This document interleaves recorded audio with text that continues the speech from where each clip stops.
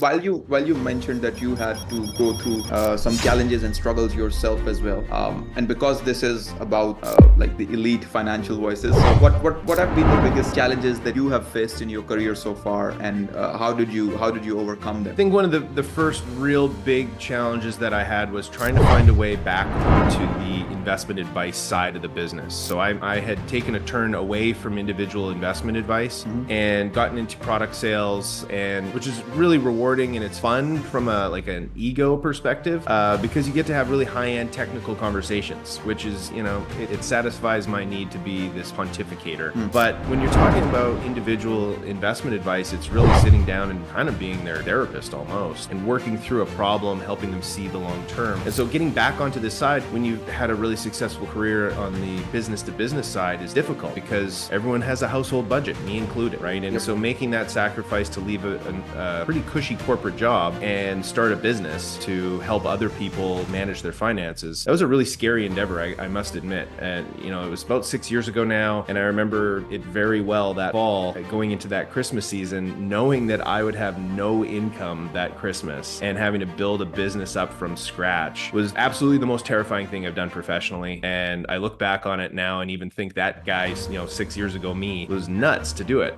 It's worked out well, but holy smoke, when you think back about how the finances of that transition went, absolutely terrifying. There's a lot of certainly some touchy conversations at home a few times, trying to make sure that everyone is on board with what we're doing.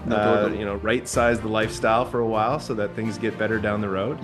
But that's a pretty similar plight to most business owners, right? At some point they're going to have to take a big risk on their business, and that might be borrow a bunch of money to expand, that might be they're going through a recession, or their particular industry is retooling and they're forced into making some pretty tough decisions about their own lifestyle or employees or the type of product that they put out there for clients. And that can be a terrifying thing for all of us. So I've gone through those moments myself and in my household, and can relate to a lot of these business owners that I end up meeting, in their 40s and 50s as they're going through similar things. No, I can absolutely relate with your experience. Even though I started I got into this agency space back in 2018, and I had to leave my full-time job, and that was October of 2018. Oh wow! So I left 31st of October 2018 was my last working day. I left my job and signed up 0 clients in November and December. Terrifying, nothing right? incoming, and it was terrifying. But at the same time, I also knew it's Christmas season.